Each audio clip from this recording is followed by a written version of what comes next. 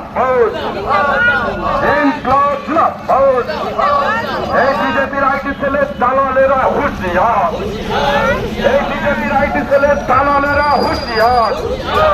এই অবিলম্বে হিন্দু মুসলমান খেলা বন্ধ করো, এই অবিলম্বে হিন্দু মুসলমান খেলা বন্ধ করো। ইনকলাব জিন্দাবাদ।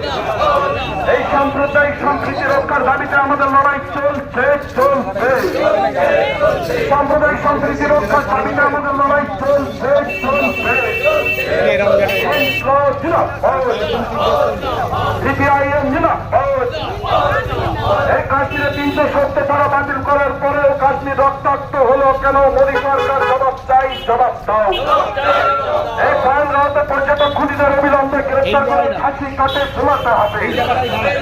এই পয়নগাঁওতে পর্যটক খুনিদের গ্রেপ্তার করে অবিলম্বে ফাঁসি কাটে ঝোলাতে হবে। ইনকলাব জিন্দাবাদ। এই সন্ত্রাসবাদের বিরুদ্ধে আমাদের লড়াই চলছে চলবে, এই দুর্নীতির বিরুদ্ধে আমাদের লড়াই চলছে চলবে, এই সাম্প্রদায়িক সম্প্রীতি রক্ষার দাবিতে আমাদের লড়াই চলছে চলবে।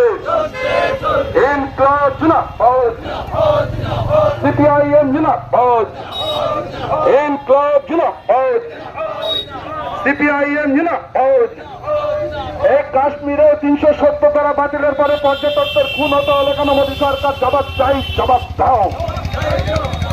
কমরেড ও বন্ধুগণ, আমরা সবাই জানি প্রত্যেকদিন কাশ্মীরে যান, কিন্তু দুর্ভাগ্য গত কয়েকদিন আগে 26 জন এরকম পর্যটককে খুন হতে হলো।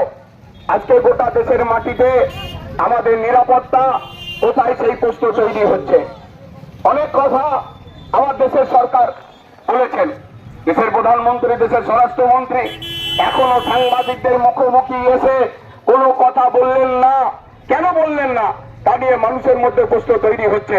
অনেক ঘটনা বলেছিলেন আর ঘটবে না, যে কাশ্মীরে 370 দ্বারা সংবিধান থেকে বিলোপ হতে পারে, নোটবন্দি হতে পারে। যা বলেছিলেন কাশ্মীরে উগ্রপন্থীদের কার্যকলাপ কমাতে গেলে এগুলো করার প্রয়োজন, দেশের সরকার সেই পদক্ষেপ নিয়েছিলেন। কিন্তু তারপরেও আমরা দেখলাম কাশ্মীর আজ রক্তাক্ত। যারা শহীদ হয়েছেন, যারা খুন হয়েছেন, তাদের পরিবারের প্রতি আমরা সমবেদনা জানাই। কিন্তু শুধু সমবেদনা জানানোর না, সাথে সাথে এদেশের প্রশাসনের প্রতিও আমরা ধিক্কার জানাই। বর্ডার সিকিউরিটি ফোর্স কোথায় ছিলেন? তাদের গাফিলতির কারণে আজকে 26টা প্রাণ ঝরে গেল, তার জবাবে দেশের সরকারকেও দিতে হবে। আমরা সেই প্রতিবাদ জানাবার জন্যই আজকে আমাদের পার্টি সিপিআইএম স্বরূপনগর 1 নম্বর এরিয়া কমিটির পক্ষ থেকে এখানে মিছিল করলাম। এখন এখানে দাঁড়িয়ে আমরা সংক্ষিপ্ত সভা করব। যারা আজকের এই মিছিলে এসেছেন সকলকে আমি আহ্বান করছি, অতি সংক্ষিপ্ত সময়ের জন্য এই বিক্ষোভ সভা আমরা করব।